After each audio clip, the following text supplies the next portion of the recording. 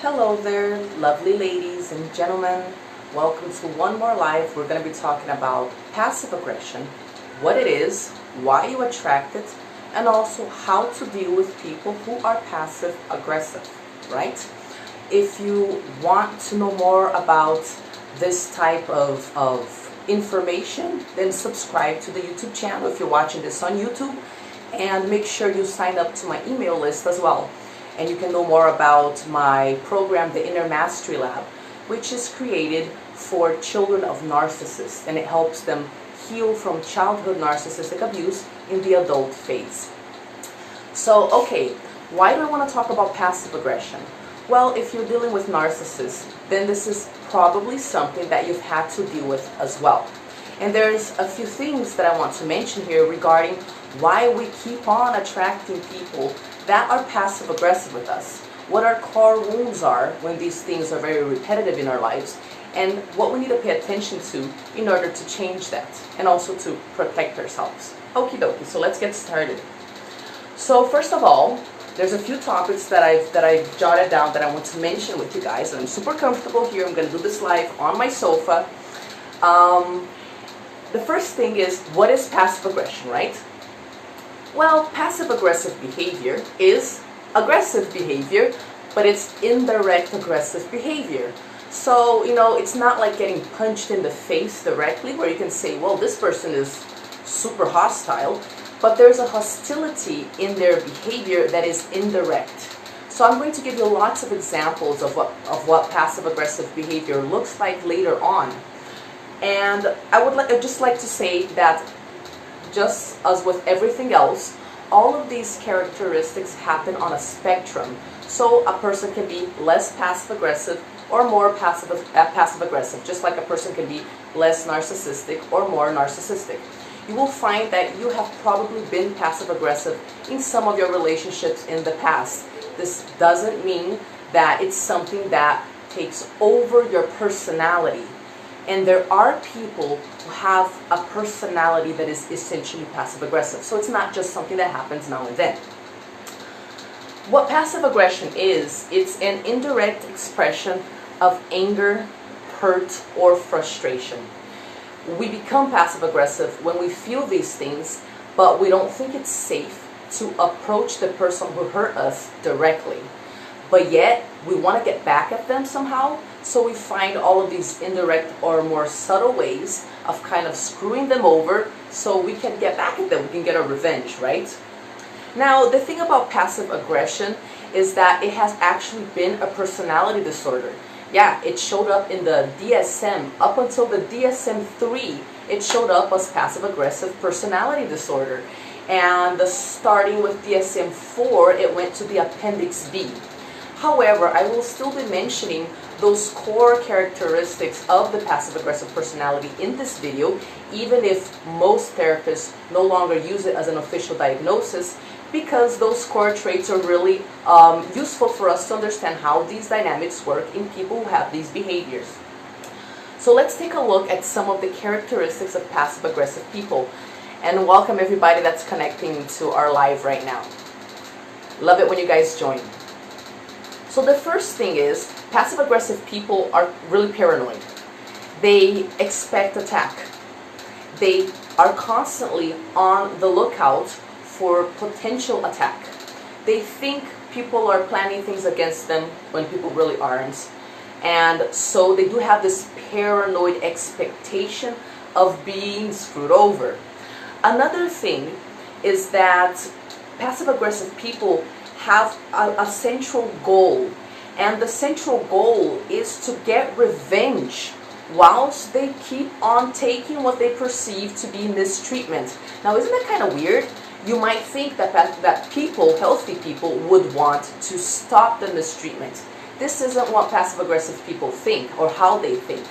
They don't expect to have a lot of power in whatever situation they feel where they've been wronged. And remember, they're paranoid, so they feel they've been attacked and wronged frequently, right?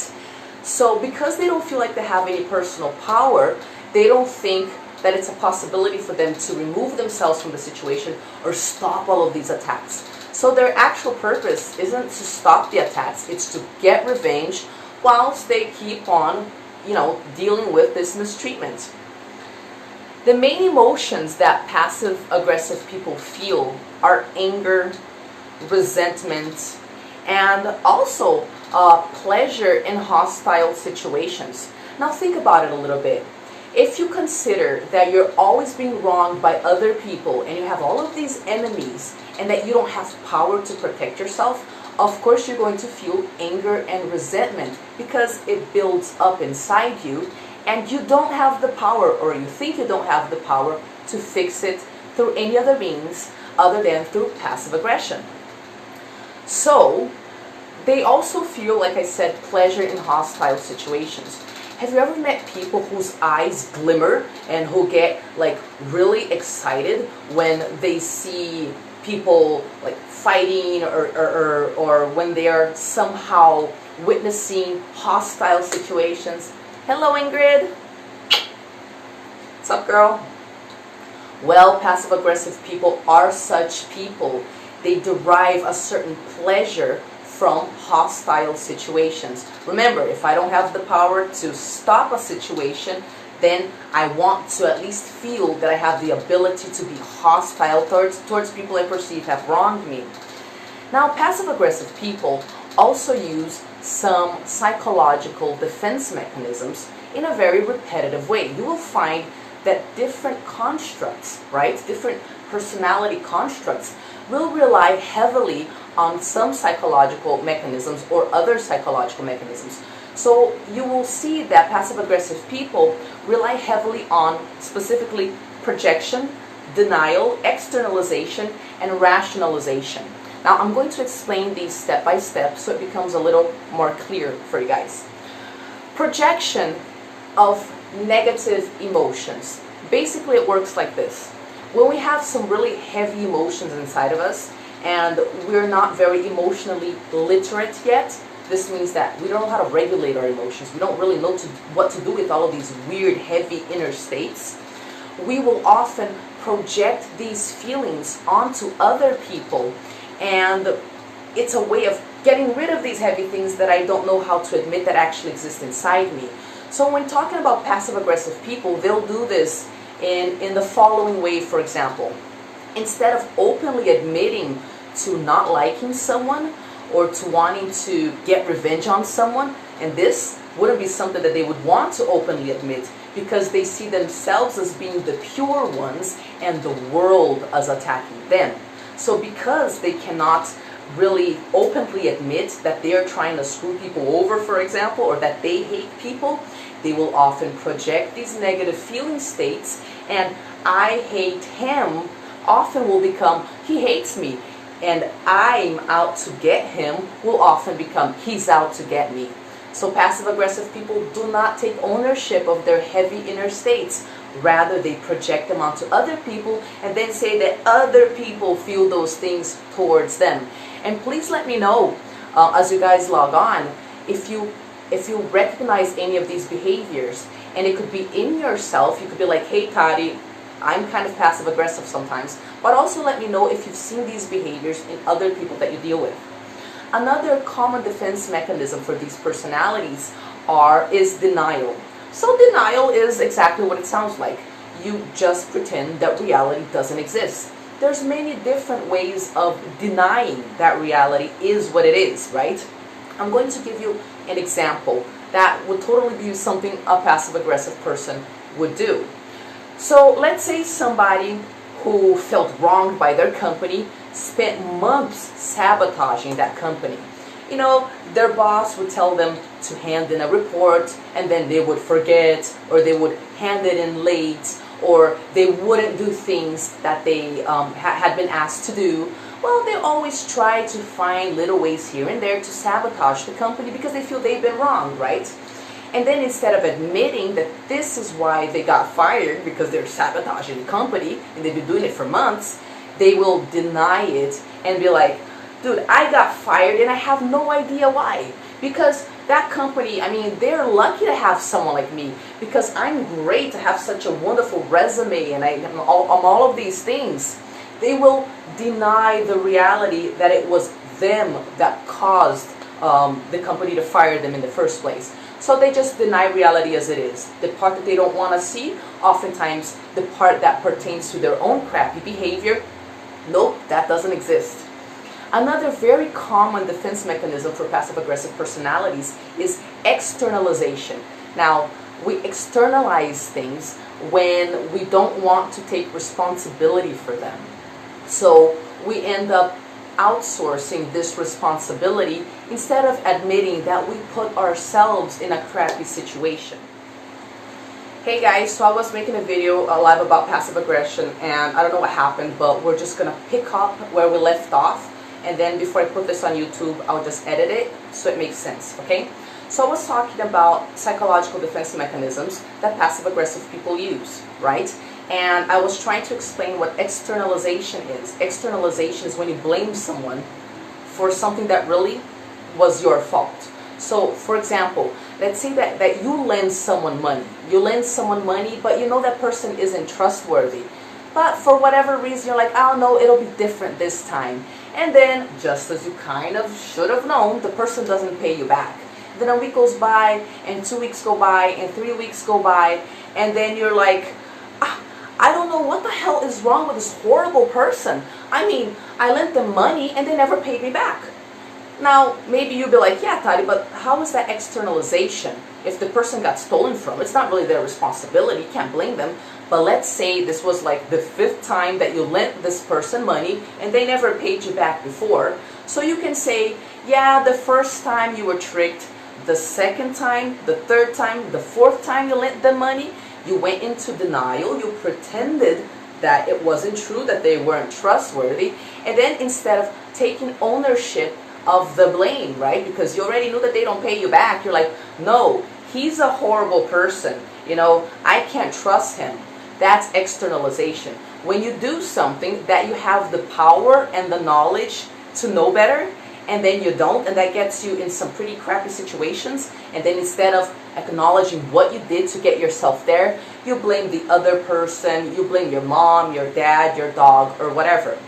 Another very common defense mechanism for passive-aggressive personalities is rationalization. Now, rationalization basically means coming up with lame excuses for things that don't really make sense. So, for example,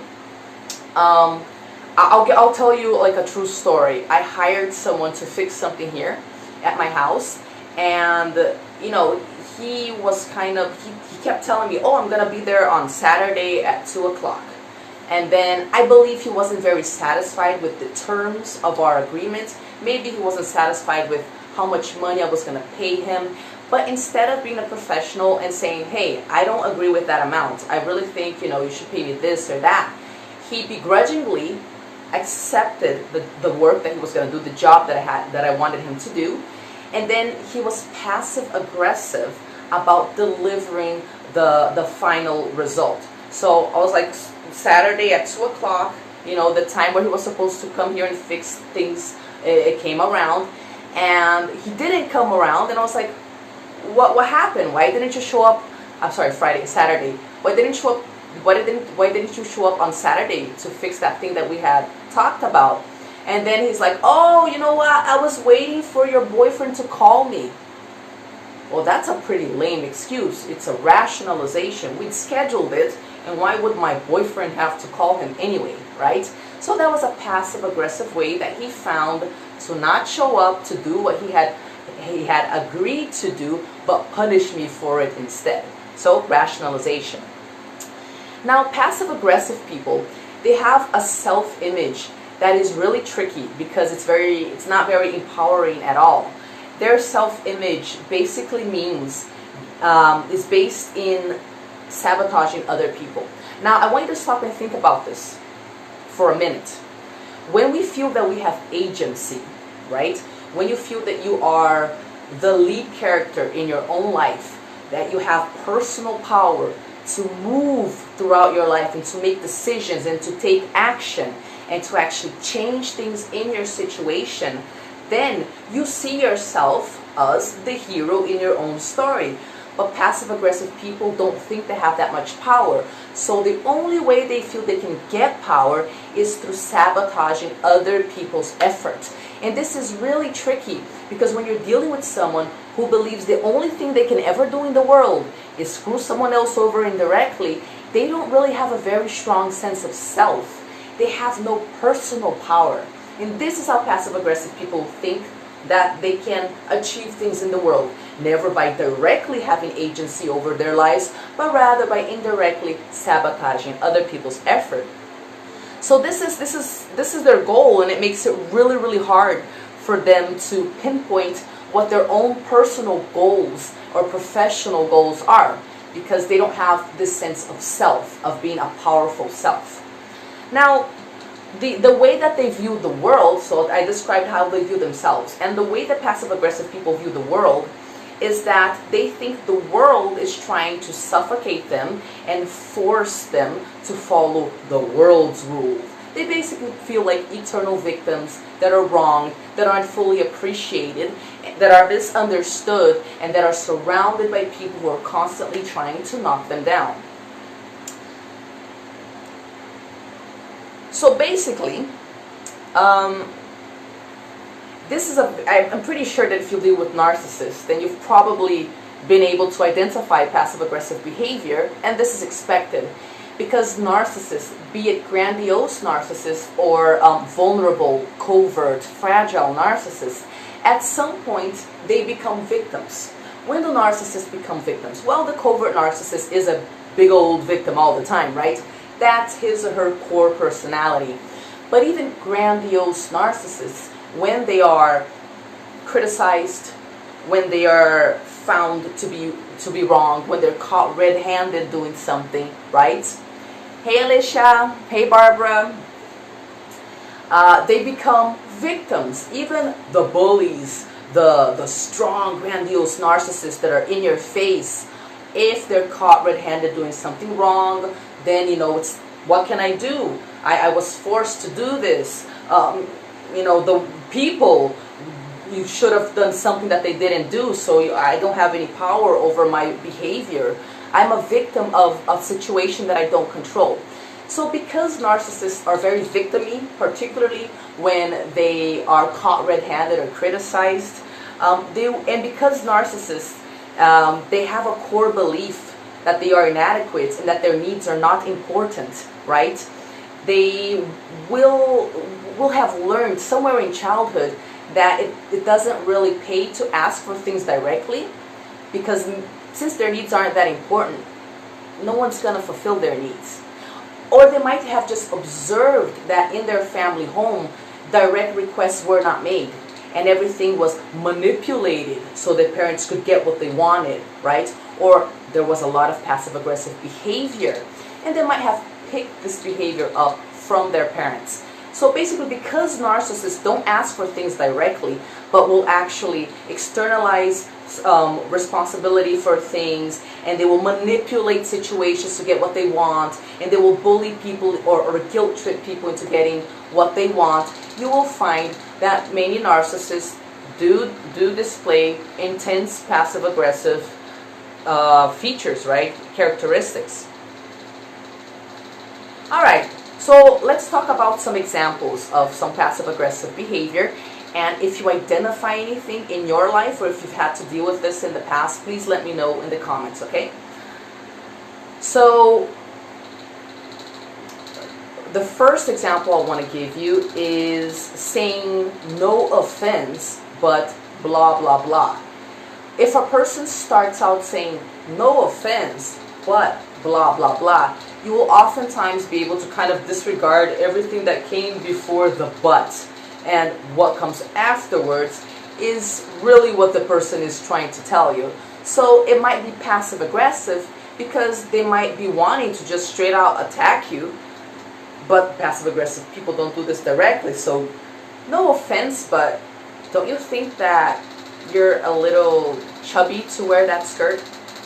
I'm just saying this, to help you. I'm just trying to help you out. So they come across as like trying to be helpful and trying, to be your friend, when really they were just trying to kind of take a jab at you. So that's one passive-aggressive behavior. Another way of being passive-aggressive is to have know-it-all behavior. Have you ever met people that have an argument for everything?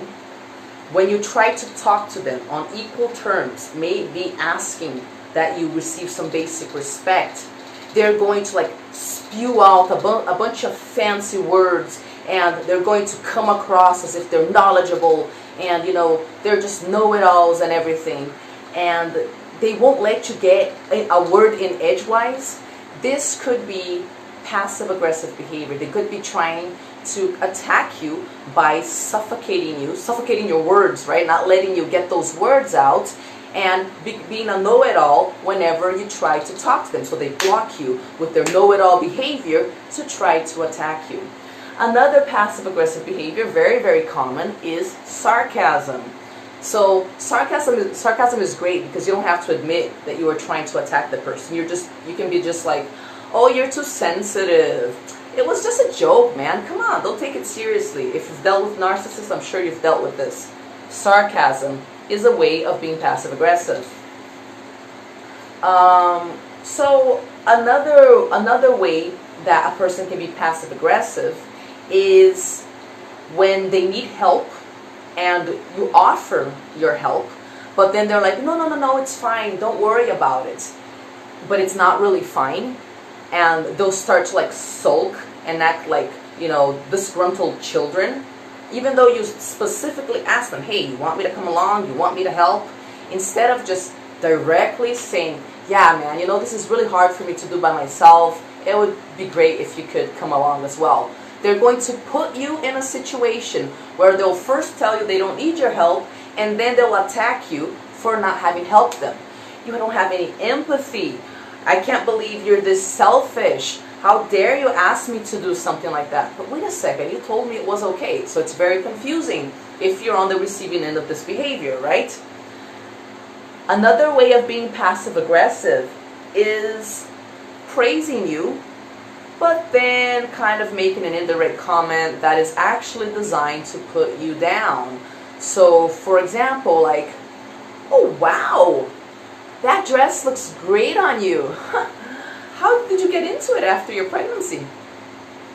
So, oh, you look great in that dress. But then they're actually trying to tell you that you're kind of chubby, and they're surprised that you were even able to fit into the dress. So they praise you, but then there's a comment that comes after it. That's a passive-aggressive behavior as well. Another way that people can be passive-aggressive is they'll tell you that they'll do something, and then you're counting on them to do it, and they don't.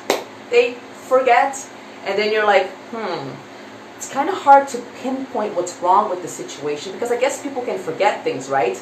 But then after a while, you'll notice that it's repetitive behavior. When you ask them to do stuff, they will procrastinate. This is another way of being passive-aggressive. They'll wait till the very last moment because they'll know that you will be like, basically like in despair. Is this thing going to get done or not? He said he was going to do it, but he hasn't done it yet, and I need it within an hour. So they'll wait till the last moment. They'll procrastinate, or they'll forget, or they'll just not do it. And you won't receive what you were counting on them to do, right?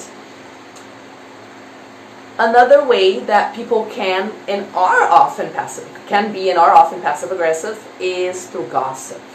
Now, gossip is definitely, it's not only triangulation, you pit one person against another person, but it's also a way of, you can control people's opinions about someone.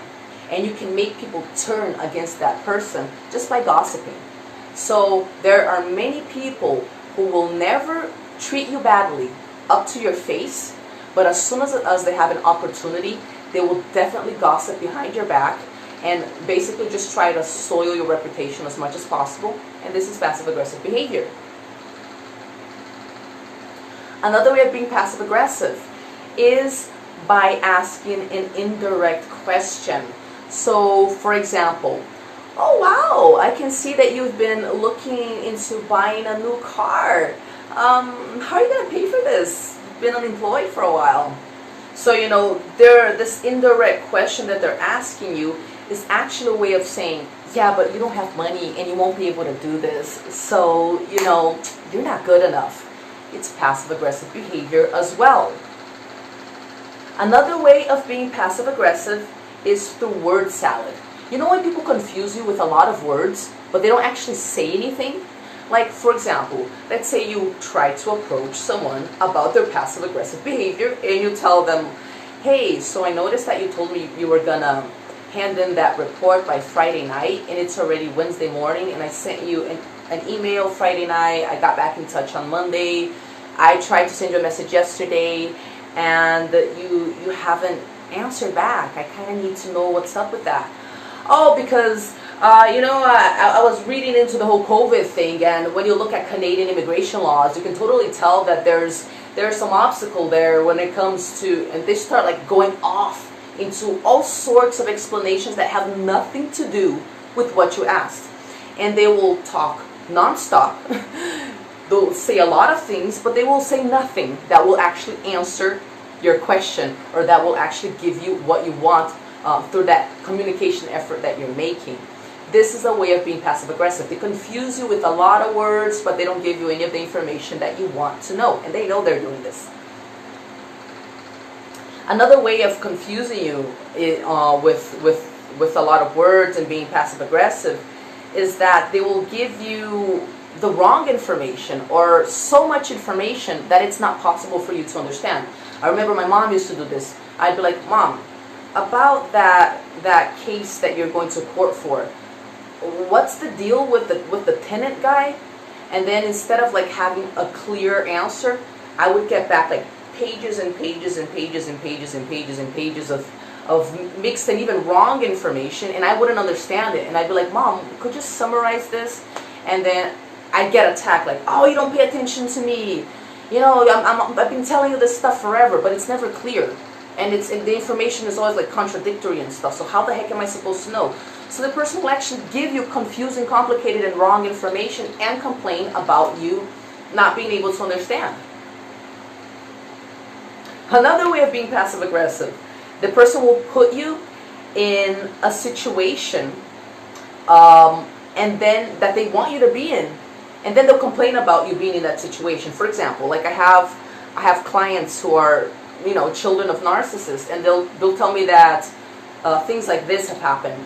Like, for example, TARY, I wanted to learn how to cook, and my mom would never let me cook. She kept, every time I'd go into the kitchen and I tried to learn how to fry an egg, she'd be like, oh, you don't have to do that. You know, the kitchen is gonna get dirty. You don't have to do that. It's okay. It's okay. Don't do it. You don't have to fry that egg. And then like a few hours later, my mom was complaining, oh, I have to do everything around the house. These people can't even fry an egg. It's always on my back. It's always my responsibility. I have to take care of everything, right? So this is another way of being passive-aggressive. They will put you in a situation that they put you in, and then they'll complain about it. And you'll be like, what the heck, man?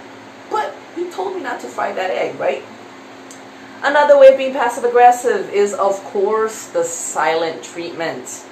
How many of you have had to deal with the silent treatment? So the silent treatment is a silent way of letting you know that you're not behaving the way that the passive-aggressive person in your life wants you to behave. And they will get that message across, even if it is through silence. Another way of being passive-aggressive is through facial expressions, like rolling your eyes, or looking disapprovingly at something, or like sighing, like and even if the person asks you, hey, is something wrong? Because it seems to me that you're not really satisfied with the situation, because they don't know how to say things directly. If they're very passive-aggressive, if they're very high on the spectrum, then they will say that everything is okay, but they will keep on giving all of those nonverbal cues, confirming that things are not okay at all. Another way of being passive-aggressive is when they say real things about you. Maybe they mention mistakes you've made in the past. And this is really confusing, because you stop and think about it and you're like, I did make that mistake in the past.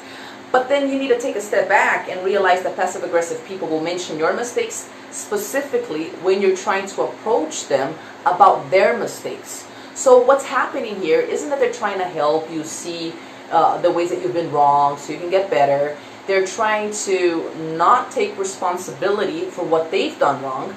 They're trying to distract you from, the focal point of the conversation, which is what they've done wrong. And they want to kind of mess with your mind by mentioning some sort of mistake that you made in the past.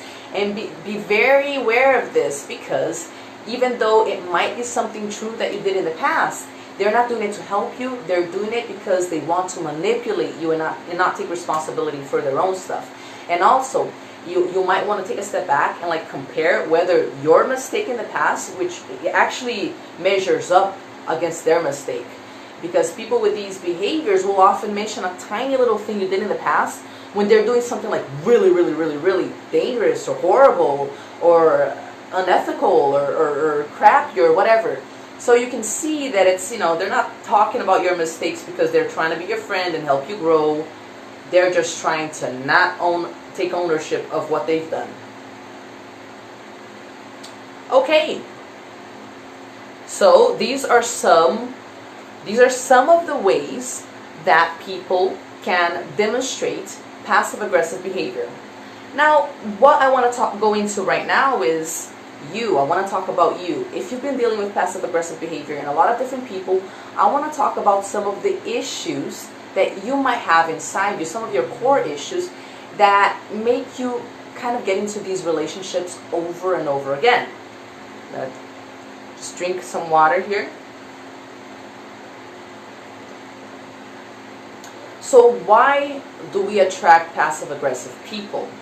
Well, number one, I would say because we are used to disregarding our inner wisdom.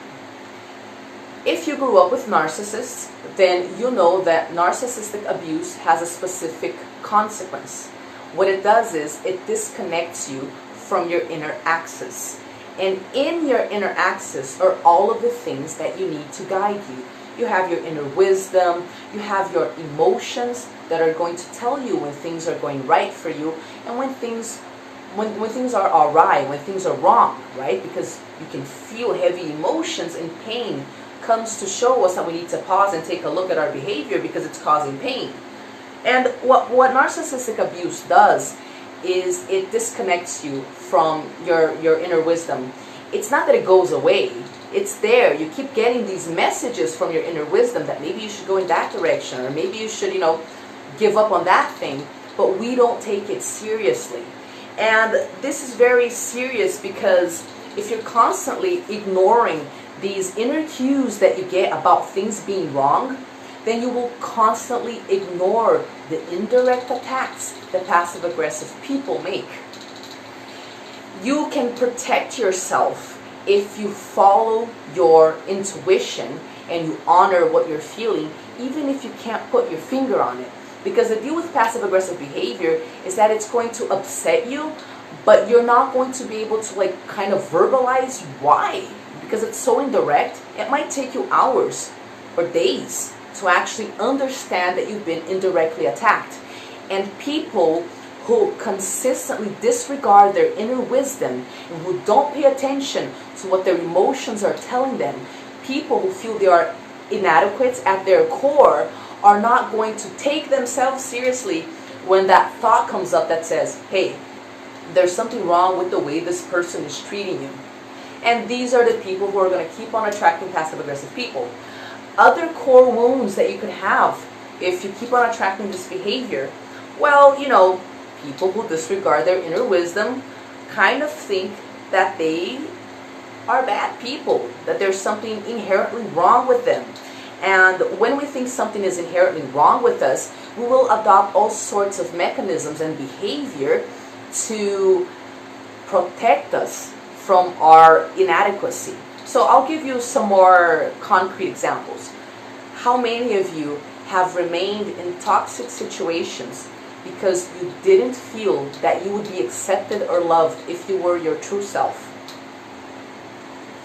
So people who have this core wound of fearing abandonment if they are their true selves, if they ask for what they want, if they express their true needs and desires, these people will keep on attracting passive-aggressive behavior. Another profile of people that keeps on attracting passive-aggressive behavior is if you are one of those goody two-shoes people. You know, you're a people pleaser. You're always saying yes to things, even if you feel resentment for it. You're always taking on responsibility that isn't yours. And also, if you are codependent, you will most definitely attract passive-aggressive behavior. And this is because people pleasers and codependent people confuse not mentioning the abuse that they're going through with helping the relationship. The mentality is, you know what, if I don't mention that, then things will be fine. Which of course isn't ever what happens, right? Because you don't mention that crappy treatment that you've been receiving, it just keeps on going and it gets worse and worse and worse. So oftentimes codependent people and goody two-shoes accept the abuse because they think being silent is synonymous to protecting the relationship. If you have this mentality, then you will most definitely attract abusive people and passive-aggressive people. Another thing that will kind of keep you, attracting these personalities is if you give in because you think that trying to change the situation is too much effort. So like what I just mentioned, you avoid approaching someone who's being hostile towards you because you think, oh God, if I try to talk to him or her about that, they're just going to deny it. It's going to be a pain in the ass. I'm just going to get stressed out. I'm not going to know how to express myself or how to establish boundaries. So you know what? I'll whatever. I'll just deal with it and it's fine. Another core issue that you might have if you keep on attracting this type of person into your life is you might be scared of abandonment. We will do a lot to avoid being abandoned. We will put up with a lot. We will take a lot of things that we know are wrong, that are far, far below the level of things that we believe we deserve, if we think that abandonment is around the corner. So if you fear abandonment, you will most likely put up with a lot of things that aren't healthy for you. And if you fear abandonment, one of the reasons might be that you don't have a support network. You'd be surprised to know how many clients of mine have a hard time breaking free from toxic families or toxic relationships because they don't have social skills. And they keep thinking, oh, Jesus Christ, I only have these toxic people in my life and they don't love me. How the heck am I going to get love anywhere else? And because they haven't actually built a support network, they don't have healthy friendships, healthy relationships, they don't know what to do with themselves. So they're scared of that terrible existential loneliness of not being able to identify healthy people for you and to actually attach to these people and to have them in your life. So if you lack social skills and you don't know how to make friends, you will probably be very scared of losing the few people that you do have in your life. So social skills are important. There's a lot of children of narcissists that don't have social skills and will put up with anything just because they don't know how to get people into their lives. Do you identify with anything I'm saying here? Do you think that you have any of these core wounds that kind of keep you in passive-aggressive relationships? And of course, if you don't have a handle on your guilt and shame, you will be like putty in the hands of passive-aggressive people. Manipulators will often guilt trip you into doing what they want. And if you don't know how to take steps towards things that are healthy for you, just because you're being guilt tripped by someone else, then that guilt is just so strong, or that shame, if you're being shamed by someone else, that shame is so strong and it takes over you, you will actually just remain in that toxic situation. As a matter of fact, when my clients are going no contact with the narcissist in their life, and it could be their mom or their dad or some other family member or even a spouse, They will have to kind of learn how to take steps that are super difficult, that terrorize them, and that really stimulate a lot of guilt. If you were raised in an environment where you needed to take care of the adults in your house, right? There was an inversion in the roles. Instead of you being the child that was taken care of, that was cared for, that was loved, maybe you needed to be the adult and take responsibility for the adults in your life, then you've probably learned that it's wrong to put yourself first. You've probably learned that you should prioritize other people's wishes for you. And if you did learn that, then anyone can just come and call you selfish or say that the bad stuff that happens in the relationship is your fault. And you already have like this wiring in your brain to accept that things are your fault and to freeze up when you feel that guilt. So if you don't have a handle on your guilt, and what this means is, if you don't know how to take steps, do the practical things that are healthy for you despite feeling guilt, then you are definitely someone who can attract passive-aggressive people. Also, if you don't have a reference of what a healthy relationship is, like if I were to ask you right now, can you describe to me some 5 characteristics or even 3 characteristics of a healthy relationship? If your mind like draws a blank and you're like, oh my God, I never stopped to think about that. If you don't have a reference of what a healthy relationship is, then you'll just look at all of the passive-aggressive crap that's happening in your relationship and you'll be like, I guess it's not that bad. You're going to gaslight yourself. You're going to be minimizing the abuse that you're suffering in your own mind because you literally don't know that something else is possible for you. So think about it. Can you describe what a healthy relationship is? And if you can't, how has this impacted the type of people and relationships that you attract into your life? Another reason that we attract passive-aggressive people is that we are scared of being alone with our pain. You know, if you're worried about other people's problems, other people's drama, and about even saving other people, this is great because not only do you feel like a really good person, you're always, helping other people and thinking about other people and putting other people first. So that's great for your self-esteem, right? But it also distracts you from your own pain. It distracts you from asking yourself, why do you accept so little? Why do you get involved in other people's drama when it shows up at your door? How come you can't say no to other people's drama? What have you been avoiding doing in your own life? Which steps haven't you taken because you're wasting your energy and your time on other people's drama? So we'll do a lot of things to avoid being by ourselves, even if that means remaining in drama-ridden, passive-aggressive relationships, because then we can worry about other people's problems and not look at our own problems. Okay.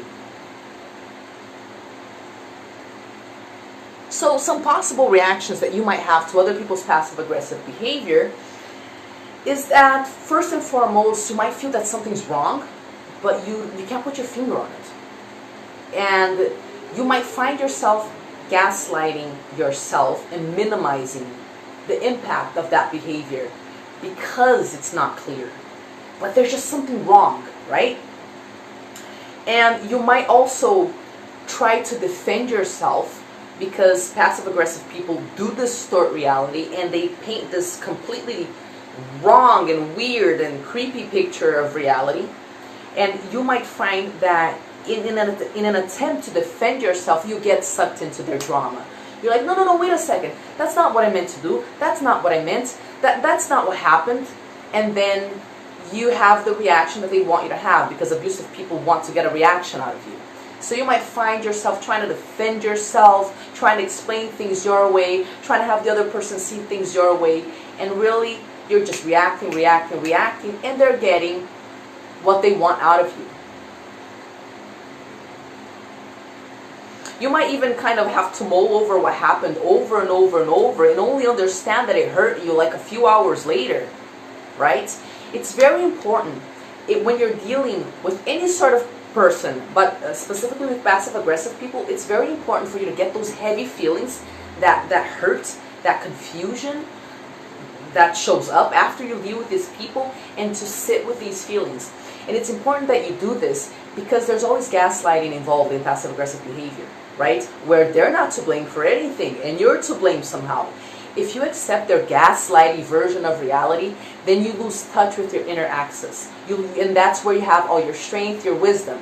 So it's important for us to sit with our weird feelings that we have after dealing with passive-aggressive people to make sense of them, so that we can differentiate between what is true and what isn't. And also, admit that we have the right to feel hurt or to feel upset, and not minimize that. You don't want to be the person that's gaslighting yourself.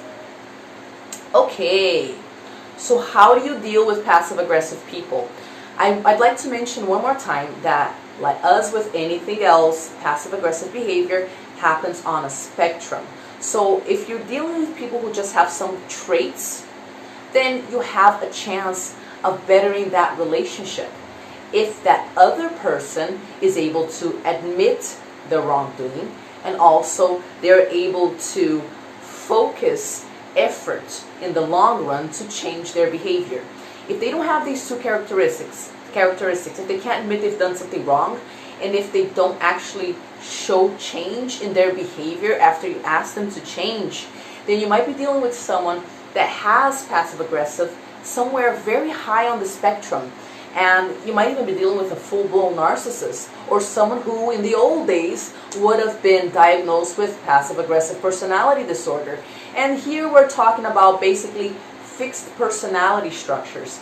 People who consider themselves victims, like passive-aggressive people do, don't always want to get in touch with how they are generating the crappy situations in their own life, because it's a lot easier to point fingers. It's a lot easier to do that than it is to take responsibility for all of the relationships that you've destroyed, for all of the opportunities that you've destroyed, for all of the people that you have been dishonest with. So it gets to a point where if someone is very high on the passive-aggressive spectrum, they're going to cling to their victim personality, because if they open the floodgates and feel all of the responsibility of all of the situation that they've generated, it's too much for them, right? So okay, so what can you do when you're dealing with these people? First and foremost, don't minimize it. Don't be like, oh, it's not that bad. You know what, I can take it. You know what, I'll just ignore it. It'll be fine. Don't minimize it. Take your inner wisdom seriously. I keep telling people who have dealt with narcissists this over and over again. If you feel something, take it seriously. Nature is so perfect that it has created a system inside us, an inner guidance system that is based on our emotions. There's a reason why when we do certain things, we feel very light, empowering emotions like gratitude, joy, connection, curiosity, right? Release. When you feel those things, it's your body, your inner guidance system, your subconscious mind letting you know, hey, you're on the right track. You're on the right track. But if you're always feeling like heavy stuff, like resentment, hurt, upset, confusion, shame, guilt after dealing with certain people, please don't minimize it. The wisest part that you have inside you is trying to let you know that something is wrong. And if you don't pay attention to that thing because you're like, oh, I'm inadequate, I exaggerate things, oh, everything I do is wrong, then you can't protect yourself. So first and foremost, don't minimize it. It is crazy making. And how are you not going to minimize it? You're not going to gaslight yourself. Passive-aggressive people are going to paint this whole reality that has nothing to do with actual reality. They're going to throw this version of reality onto you with such certainty and in such a strong way that you're going to second guess yourself. You're going to be like, wait a second, am I going crazy? What I saw was not what this person said happened. What I interpreted is not what this person is telling me is true, right? So be very careful when you're dealing with these people. Take a step back and understand that the reality that they are serving you with is a distortion. And this is called gaslighting. Which is why I said it's so important. Even if you only notice that something wrong happened, like hours later, it's so important for you to sit with your emotions and for you to weed through what is real and what isn't real. So if that person said, oh, I don't know why I was fired, I'm such a great employee, and you're confused about this, but you feel you have to accept their version of reality. No, you don't. You can be honest and ask yourself, wait a second, I don't know why I was fired. I'm such a great employee. What do I know inside me? I've been observing this person, and I haven't seen them doing a lot of great work. So I've actually seen them sabotage the company quite a lot. I'm not going to accept their version of reality, that they're these innocent victims of this horrible system that doesn't, appreciate them. I'm going to cling to my version of reality, the reality that I saw with my own two eyes and that I feel inside, and this is what's going to give me sanity. So don't gaslight yourself. Differentiate between the distorted reality they're presenting you with and what is really, really true for you. Also, don't believe anything these people say. I know this is like pretty basic, obvious advice. But the thing is, because we often go into denial when we're dealing with certain people, and we do this because we don't want to lose them. We don't want to lose their love, their attention, their support, their money, or whatever the heck it is that they're giving you, even if it is really crappy social support, but you have no social skills. So what are you going to do, right? Because we don't want to look at what's toxic, because that would entail us having to take action, and maybe we don't feel that strong, right? We will go into denial and we'll pretend that these people are good people and they don't lie. No. If these people have a history of manipulation, of passive-aggressive behavior, of gaslighting, then know that that is true in your mind. And when you are dealing with them, you must activate a voice in your mind that keeps you sane. You're dealing with a passive-aggressive person. You're dealing with a narcissist. This means you cannot trust anything they say. Remember, this person lies. You gotta have this voice in your mind to counteract the other voice that's like, oh, but I really don't want to lose this person or have to deal with being assertive because it really scares me. So I would just rather pretend nothing is wrong and believe them. Be very aware of your need for protecting the passive-aggressive person, for keeping them in your life, and for not being assertive, because this is going to generate conflict, and you're so scared of conflict, you'd rather pretend it doesn't exist. Hey, Karina. I'm glad this is being helpful. Hey, Sheila. Panelinha saudável. Hey there. Okay. Another thing that's really important, not only when you're dealing with passive-aggressive people, but narcissists or anyone who's going to gaslight you, is to seek validation with people who know what this behavior is. Have you ever tried to talk to someone about narcissistic behavior when they don't understand narcissism? It's crazy making. Like if you try to tell a person, for example, my mother does these weird things to hurt me, and the person doesn't understand narcissism or doesn't understand passive-aggressive behavior, or covert narcissists specifically that are very passive-aggressive, they're going to be like, nah, she does that because she loves you. Mothers are like that. I'm sure you're reading too much into it. It's crazy making. So even if you get a therapist who doesn't understand these things, they're going to make you think that you're exaggerating things. So it's if you've identified that you're dealing with someone who's passive-aggressive or a covert narcissist or whatever, then seek validation wherever you can have access to people who know about these things. Be it through a specialist, like I'm a specialist on narcissistic abuse, specifically childhood narcissistic abuse. I can validate what you went through if you had to deal with this in your childhood. Or another specialist, or maybe a Facebook group, or some other group somewhere else that's specifically for people who are dealing with passive-aggressive people or covert narcissists. Because then you will be able to have outer voices that are going to validate your version of reality. When we're being gaslit, and we don't have a very strong inner access yet, or we don't trust ourselves yet, we need other people to validate our version of reality.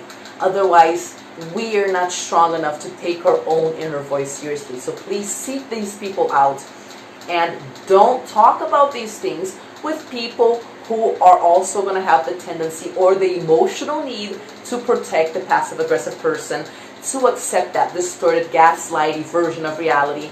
You know, don't talk to the wrong people. You're going to feel like you're even crazier. And also, as always, educate yourself, educate yourself, educate yourself, educate yourself. Because if you educate yourself about this behavior, you will be able to spot it when it's happening.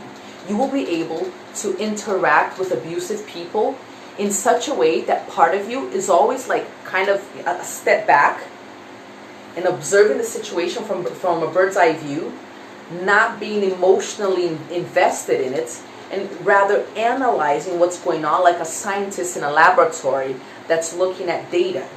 So this is what you want to do. You want to educate yourself to the point where this behavior isn't just confusing and weird and incomprehensible anymore. You want to educate yourself to the point where you can literally activate a scientist in your head that is constantly observing the person's behavior as they're doing it.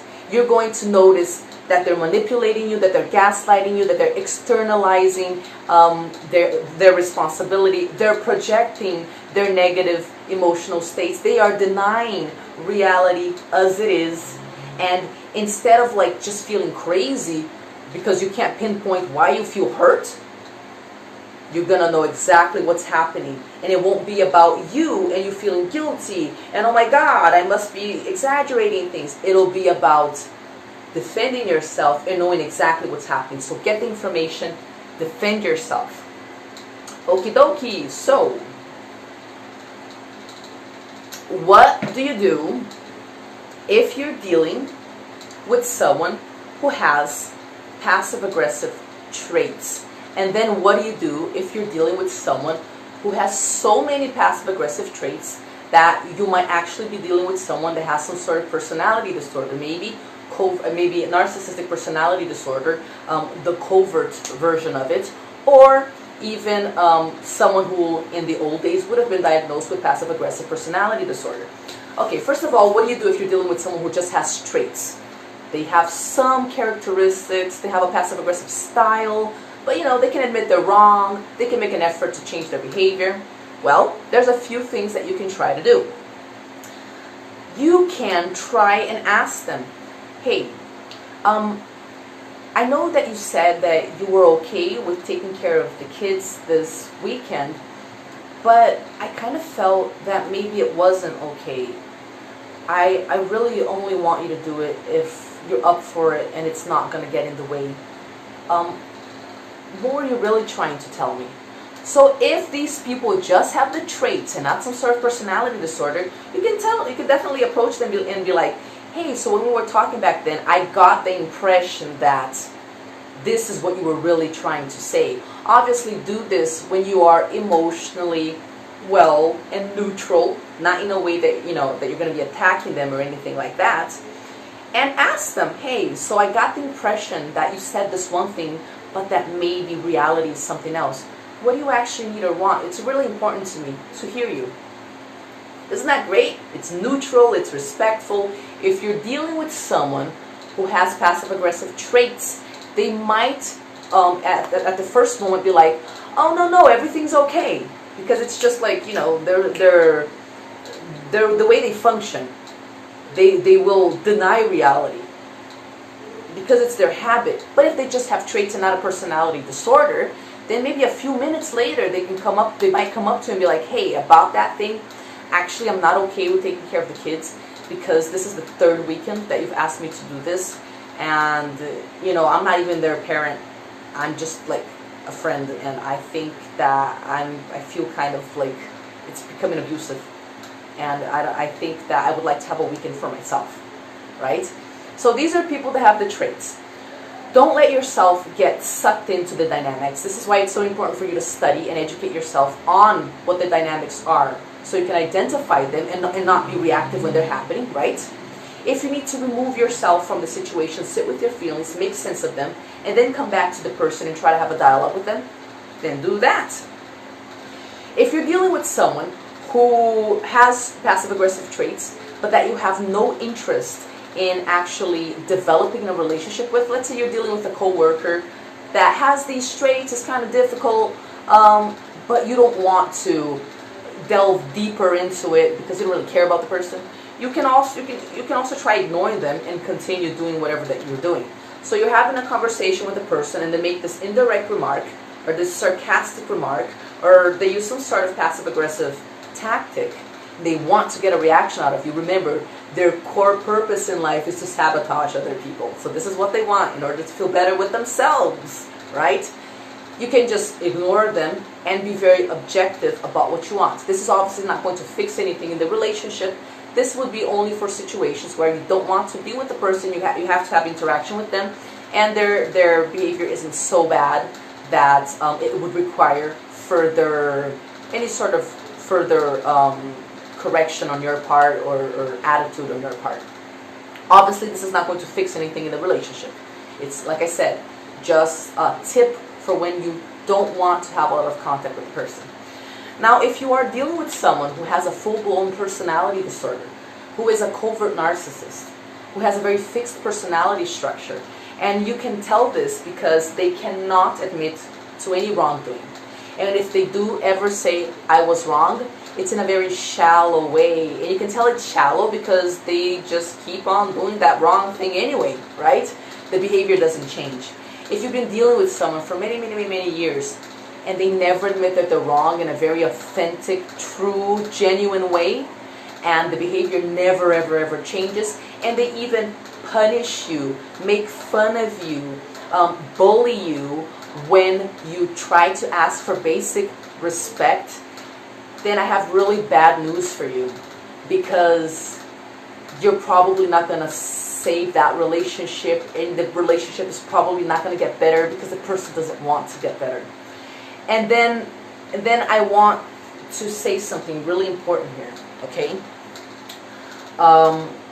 For us who have dealt with narcissists or with passive-aggressive people, particularly people that we feel we love, like I said before, we don't want to admit that these people don't love us back, that they don't have an emotional structure that would enable them to actually be loving towards us, and we don't want to see this, right? We go into denial. So there is a process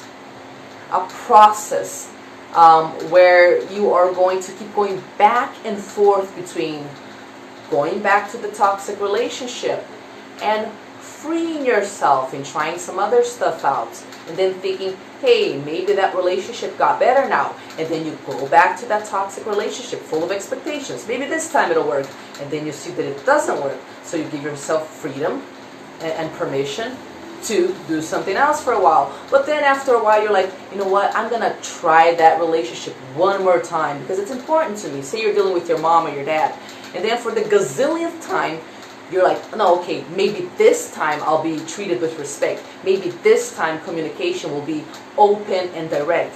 And then after the gazillionth time, you realize that the person doesn't care about the relationship or changing or getting better or anything.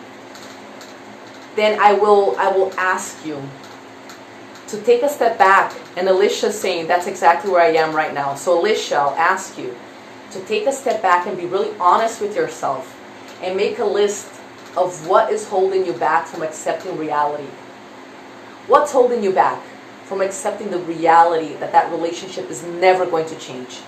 Is it because you feel, like I said before, that you don't know how to generate a social network, and because you don't have social skills, you'd just rather stay the toxic mom or the toxic dad or the toxic friend that you have? Is it because you're scared that you won't be able to be financially independent, and at least you're getting some money from this person now, and heck, I know they're toxic and stuff, but if I just pretend that things could possibly get better, then I don't have to worry about finding a means to make my own money right now because it scares me a lot? Is it because you feel that no one is going to love you, like you have some sort of voice in your head that says, dude, if your mom or your dad or your husband or this really important person in your life doesn't love you, what makes you think anyone else is going to love you? So you don't want to, like, let go of that thing, those crumbs of love, because you feel that you are inherently unlovable. right? What is it? Is it financial? Is it emotional? What is it that is keeping you from admitting that this relationship is not going to change?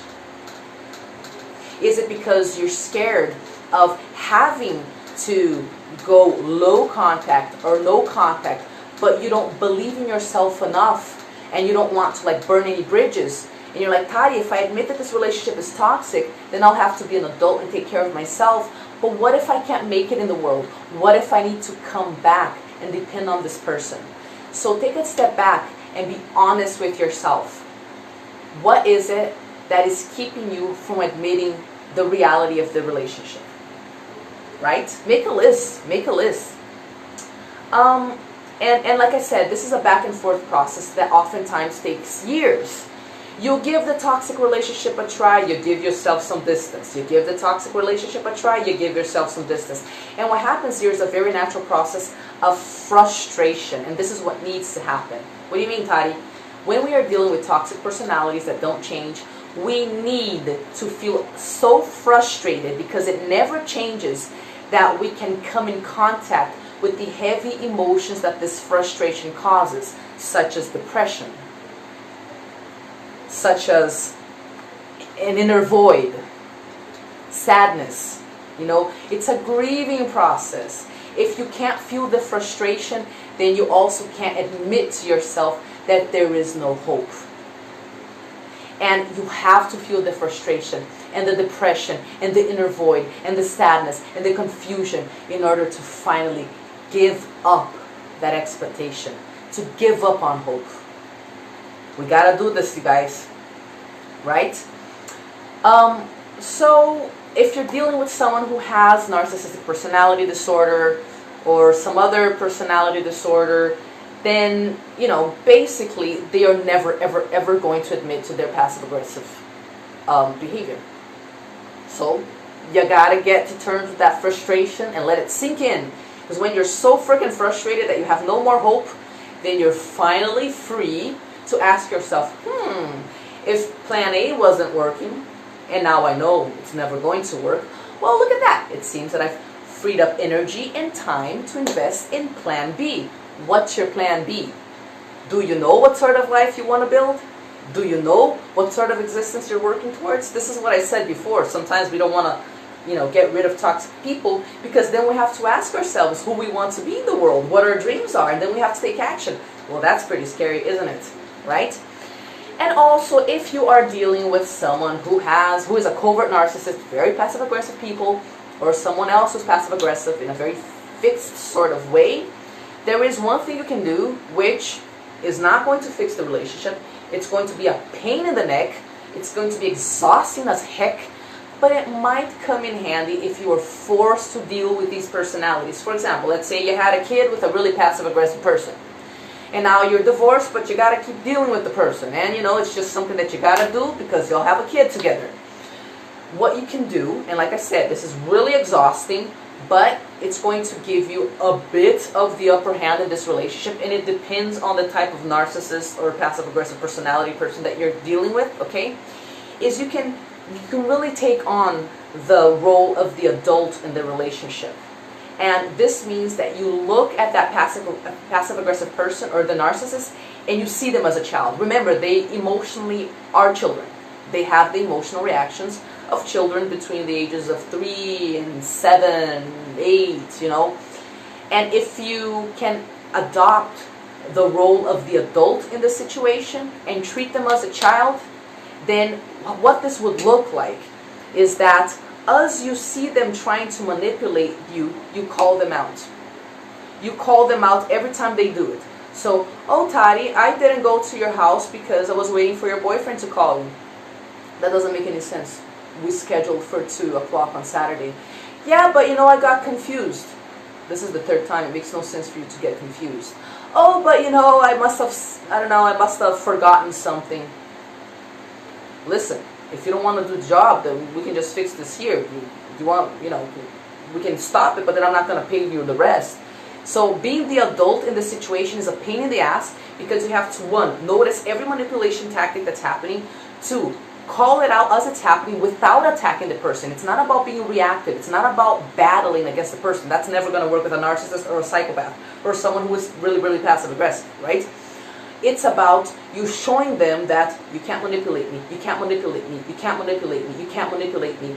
And this is exhausting. It's exhausting. It depends on the, it's not going to work with some narcissists because they're going to attack you for it. Some other narcissists are going to be like, okay, well, I guess I don't have this much control over here. And they might even discard you, which is a blessing, right? Being discarded by a narcissist is wonderful.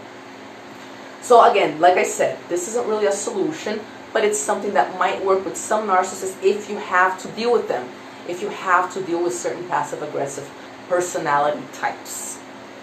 Okay, guys, let me see. Is there anything else that I wanted to talk to you about? Nope. That's it. That's what I wanted to talk to you about. So again, heads up, we are going to start the Inner Mastery Lab not in February, but in March. You can click on the link in my biography if you are on Instagram. If you're on YouTube, then just take a look at the description of this video and you can find the link to the Inner Mastery Lab. If you're into my work, if you want to know how to heal from childhood narcissistic abuse, then click on that or get in touch, and me, one of my assistants, I'll be happy to answer you, or one of them will be happy to answer you as well. So let me know if this video was interesting. Please let me know if anything wasn't clear, or if you want me to make videos on any other subject. I love when you guys give me feedback. It really helps me know what I should focus on and what I should study to bring even more useful content for you.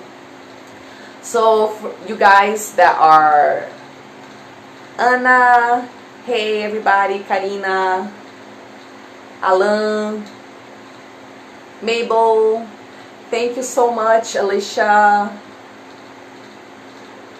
Sheila, thank you so much for participating. And that's it, guys. See you next time.